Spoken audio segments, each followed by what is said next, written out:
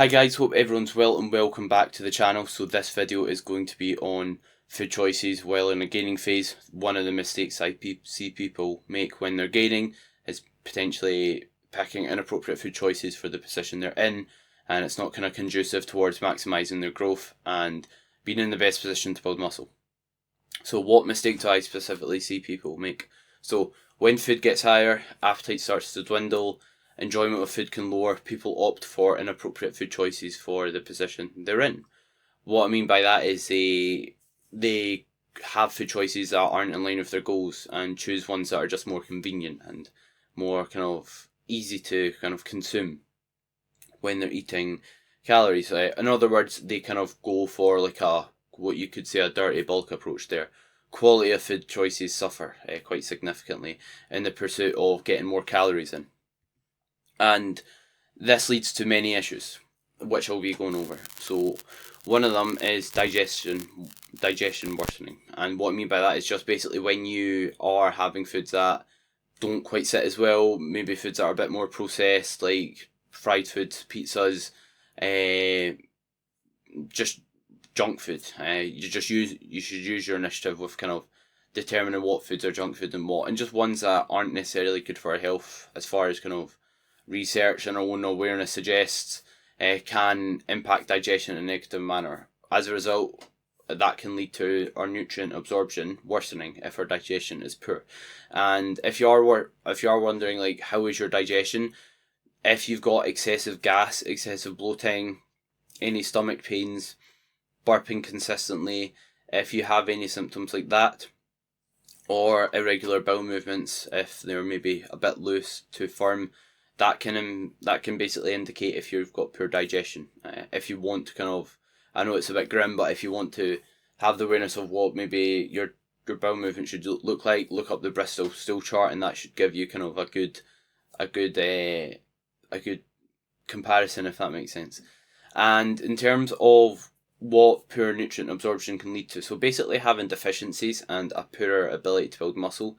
So if we've got deficiencies, then that's going to influence how often we potentially get ill, and overall just having deficiencies is not going to be conducive towards performing at our best and basically being our best in terms of energy levels and performance levels. A saying I like to use that I heard from Stan Efferding is health drives performance, which I believe holds a lot of truth. And it's going to impact your ability to build muscle the reason being is if, let's say, we've got poor nutrient absorption, it means we might not be able to utilise all the protein we're consuming, so we might not be able to effectively build muscle tissue and use those amino acids that will go towards building muscle.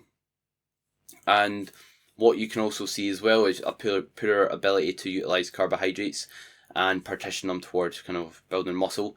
And the reason being is when your digestion is poorer, your blood glucose can be consistently elevated and it can be in a poor spot.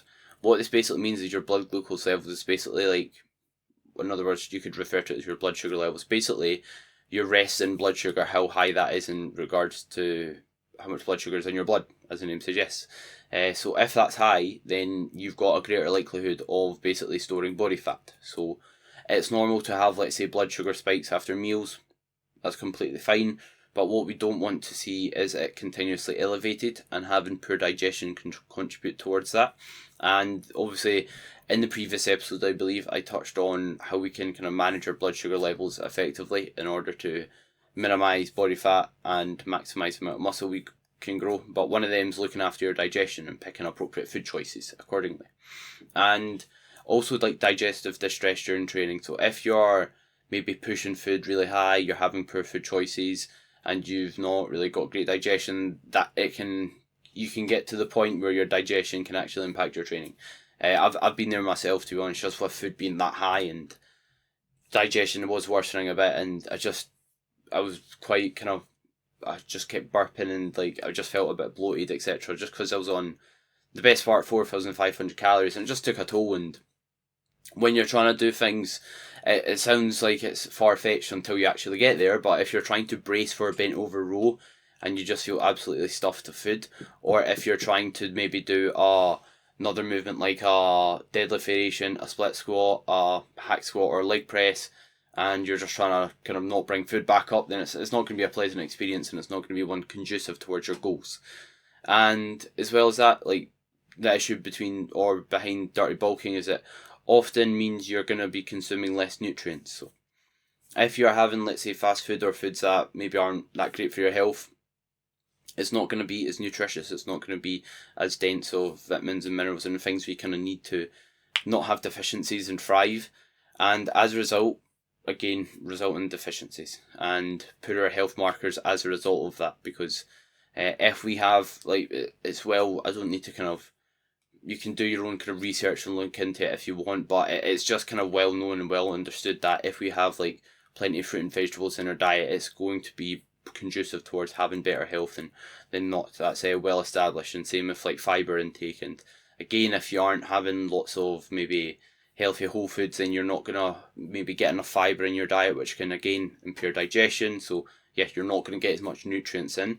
And lastly, like a higher risk of chronic diseases. So it might seem far-fetched, but over time, if you consistently consume poor food choices, like, it catches up with you. Your habits will eventually show, in my opinion.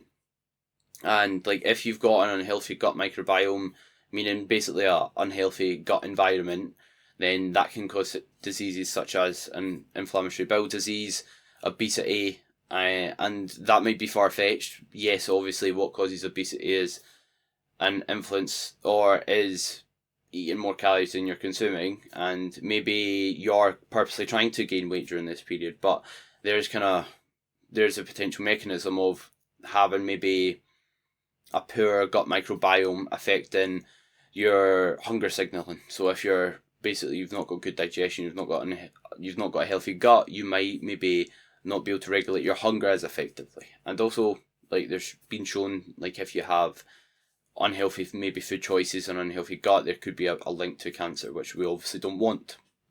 So as you can see, like, it's super important, and this is why I'm not against it. I don't think that's the right term. I don't like how people refer to just calories in, calories out, and that's all that matters, because it's not. Like, if you are not having maybe like the smaller variables matter massively, in my opinion. Yes, like, the main things that are going to grant you progress is calories and protein, but I think you're very narrow-minded if you're just stopping when it comes to that and you're not thinking any further and you're not maybe diving into what matters after considering those things. So what should we do instead? What should we do instead of just focusing on calories in, calories out, and just getting food in through the pursuit of choosing poor food choices? So what I ideally recommend you do is ensure your structure and routines in a good spot, and that's going to mean you'll be able to eat your food, or you're going to be much more likely to hit your food goal when food's high and maybe appetite's a bit lower, and you can have it from appropriate sources still. So what does appropriate structure and routine looks like? It looks like having being prepared, meaning you're not going about your day just choosing when you're going to randomly eat. You're kind of sorting your meals out, you're preparing it ahead of schedule, you'll know roughly when you'll eat each meal. And what I mean by that is you'll maybe plan your meals out so you know you'll eat at 9 o'clock, you'll eat at maybe 10:30, you'll eat at maybe 2 o'clock.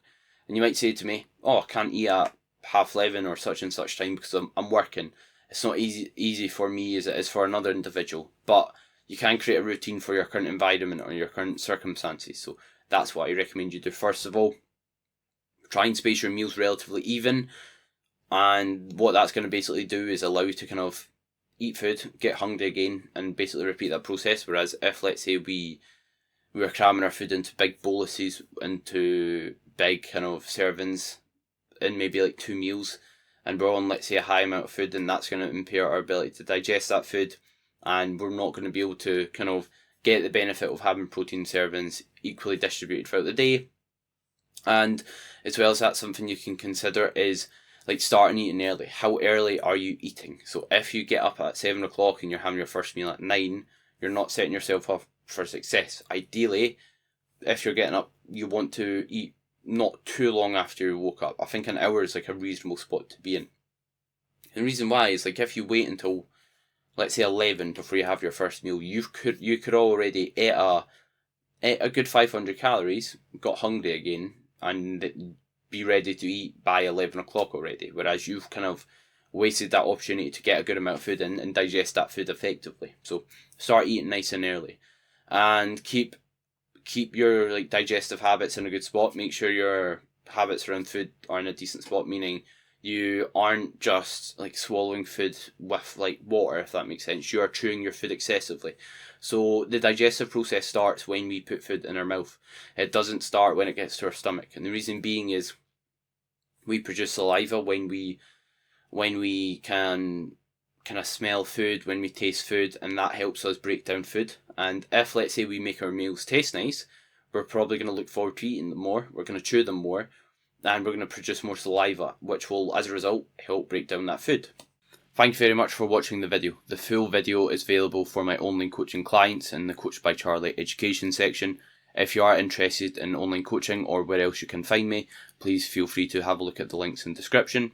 And lastly, if you did enjoy the video, any support is greatly appreciated, so drop me a like, comment what you enjoyed about it, and lastly, subscribe for more content from myself.